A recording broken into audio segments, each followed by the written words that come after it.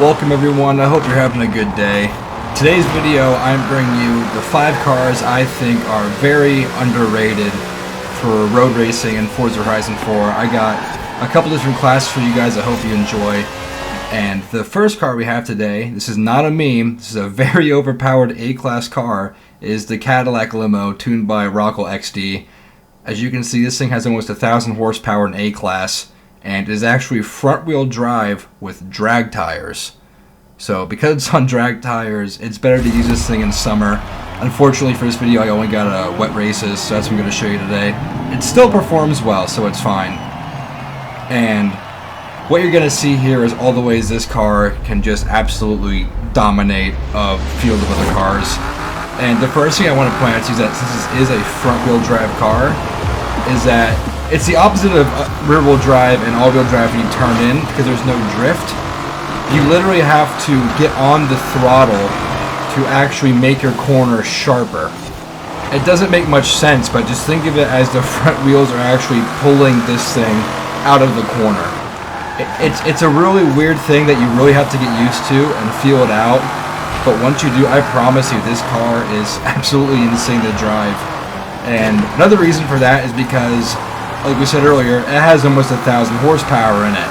As I do get bumped right here, but it's not going to matter because I'm just going to pull myself into that corner. And we started this race almost last, and we're all the way up into second now. So you can see split times on leader. I'm 1.6 behind leader. Just on the straightaway right there, we're at 9/10. And coming up to here, I think we lower it again just a little bit. And you can just see this thing pulls on straights. That car in front of us is a Honda S2000, which I used to use myself on ranked. It's not a bad car at all. And just right now, the limo just absolutely demolishes cars on straightaways. A lot of cars, unless you're using a Punk or a Nova, it's like they're not going to compete with this, considering its handling versus speed advantage. And another thing about this car is right here, as I block them off, is because you're in a limousine and you are the longest car on the racetrack, is if you just take inside corners on people into checkpoints and turns, you can body block every other car on the racetrack fairly easily, and it's something that's very, very annoying to race against, but when you're the person doing it, it makes life a lot easier for you. As you can see here, I think we pull a 55.8 on lap time, which is almost 4 seconds faster than the S2000, everyone else in the track. So I'm not the best hot lapper ever, but this thing demolishes. And that's going to take us in our first S1 car, which is the AI's favorite car in the game, the Ford Focus RS. This one's tuned by ESV Summon, which, if you know, used to be number 3 in game. It's the same guy, changed his name. This is a heavy Ford Focus, 2,800 pounds, and it has almost 900 horsepower in it. And the reason for that is that this is an acceleration meta. I will warn you, this is the only car on this list where you do have to be using manual with clutch to get the full benefits of this car. Just because to save PI and add an extra horsepower, the transmission was not upgraded. So you do need to be using manual clutch for this one. I also recommend you use this in summer races. Unfortunately, the whole story of this video goes on, I got wets. But as you can see right here, these 2 cars in front of me, I passed Miguel here, he's a great driver, and this thing just pulls, especially in low gears. The whole purpose of this car is that it has more power to give than anyone else. Its acceleration is a lot better than most of the cars you will see on the track. And as you see right here, I'll go side to side to this McLaren, and I'm just going to pull a bit of a gap on him on that little bit of time I had. This car will understeer on you. That is the only thing I will warn you about. But it's nothing too crazy. Once you get used to it, it's very, very easy to drive. You see, if we go side by side here, he actually gets in front of me, and I just pull away. This car is a lot of fun to drive just because of that acceleration advantage. As you see here, I do have a livery on it because my team in Team Wars, we would use this car in Team Wars. Which, if you know what Team Wars is and everything else, then you will know that you need fast cars for Team Wars, and this is one of them. It's a great tune by, I'm going to call him number 3, because that's what I'm used to calling him by. It's a great tune by him, it's a fun car to drive, and I don't see anyone using it. Ever. Like in CA or Ranked, it's only the couple of Team Wars players and the higher up players that I know who I ever see using this car. So this is definitely a car I think a lot of other players should be using while in Custom Adventure. As we're going to skip to the finish line here. And I think I put down a decent time here. I put down a 54.1, so it's 1.4 seconds faster than the McLaren there. And again, I'm not the best hot lapper in the world, but this car did feel very good in that track. And the next car I have for you, I swear to God, this car broke the game and nobody knows about it. So this is the Condensate CC8S tuned by COD Chaos. And if you look at this thing, it's 2,700 pounds and only 560 horsepower. And for most cars in S1, you will always be around 650 or higher than that. So I think the Shelby Daytona tuned for A-Class has as much horsepower as this thing. So you're going to be wondering, well, how does this thing compete then? And it's pretty simple. And you'll see, at the start, you'll see the horsepower difference as it gets off pretty slow in first gear. But as soon as you get up over 100 miles an hour, and the in-game drag model, so the air resistance becomes more of a thing, this thing really shows what it can do. Because for whatever reason, they made this car have zero air resistance, so zero drag in this game. So as soon as you get up to higher speeds, it doesn't need horsepower to push it through the air because it just cuts. It just cuts through the air. There's zero air resistance, which just means this thing, even though it's underpowered, it feels like it has 800 horsepower. So it's at top of S1 with only 560 horsepower, and it competes. Another reason it competes is because, honestly, the handling on this car feels so smooth. This is one of my favorite cars to actually use in the wet, but apparently Forza doesn't want to give me the weather that I need for each car I'm trying to show you guys today. But it is more than capable of going in dry too. I've used this in one of my Horizon Team Wars races too, which are they all take place on dry tracks. And this thing feels very good to drive in the dry. And like I said, wet, it's perfectly fine too. That's what I prefer it on. I think it has the biggest advantage there. As you can see, I can take corners like this, and we just go up to the very back of Sentinel here, who, he's in GFR. I know he's a pretty decent driver himself. The condensate is not to be underestimated, and this is one that I don't see anyone use in S1 almost ever, like I said, except for the couple Team Wars drivers who know about it and the top echelon racers that is in Horizon. The only condensate I ever see used like CCGT, really. I'm probably missing another one that I see used, but it's normally not this one.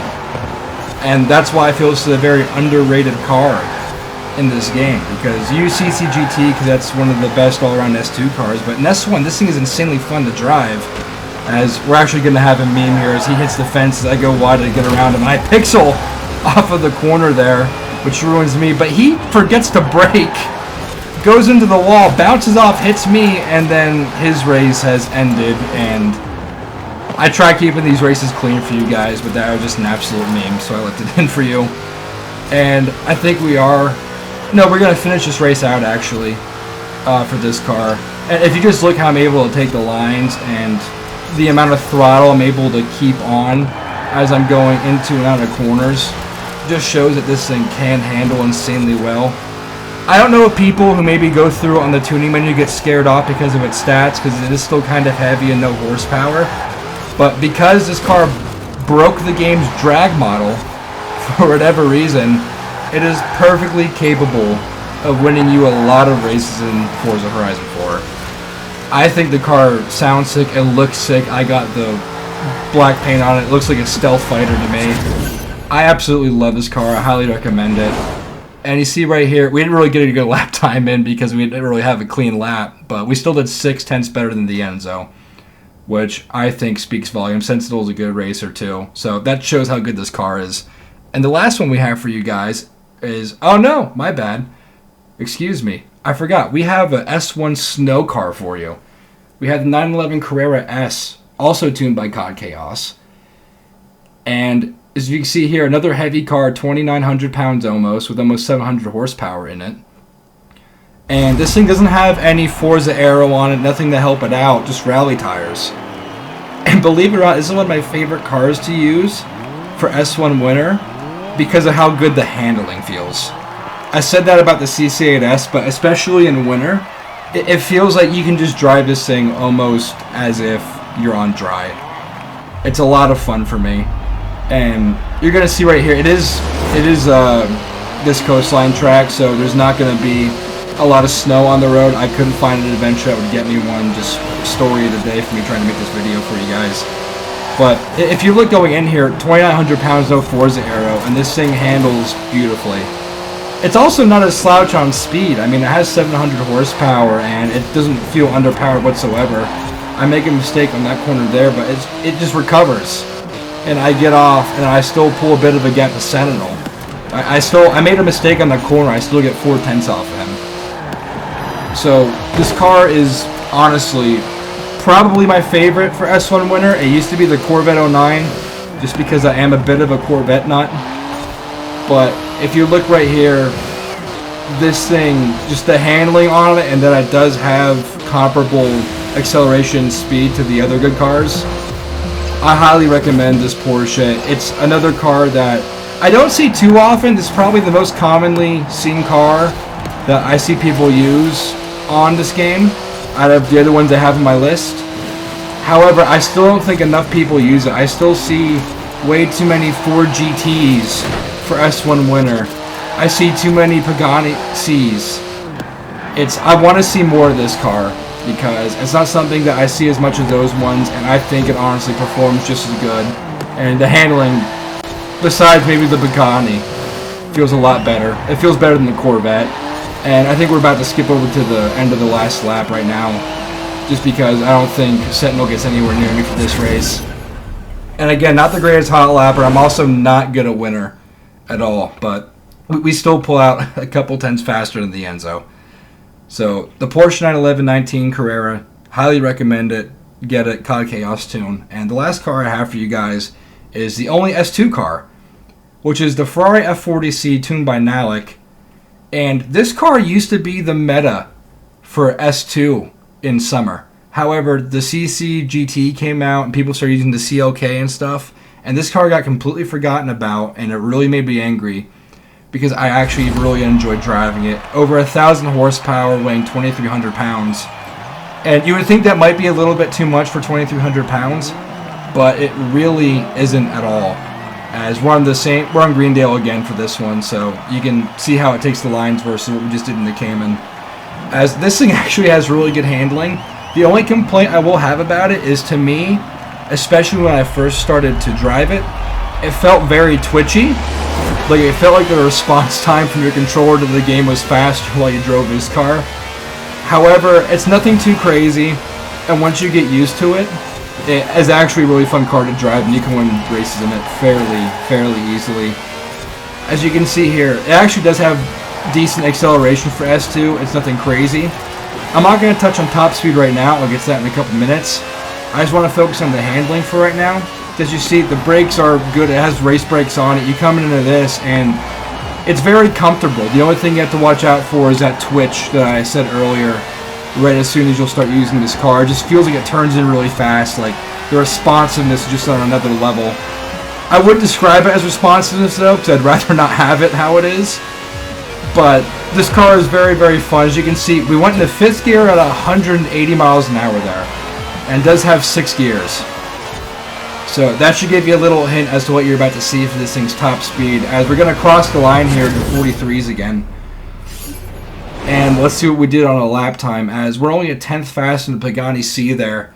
Again, I'm not the fastest driver in the world for hot lapping, and this car is another one that you should be only using for summer. However, as it's been going, I get rain, so I use it in rain. And the last clip here, guys, is actually going to be the last race of that last adventure, which we got Colossal on. And I want to show you guys this because I know a lot of people for S2 are concerned about top speed, because if you use something like the CLK, it tops out 225 and you're screwed if you want to use it on Colossal. If you look right here, we go through this corner 170 very comfortably. I could have gone a little bit faster than that. I get to take this corner flat into the top speed section of Colossus, and as soon as we get over this hill here, that's where this car really shows its speed to you, as we are in 6th gear, and we're just going to destroy 240 pretty much like it's nothing, and we get up to 250 fairly quickly, as we're just going to stay at 252 here.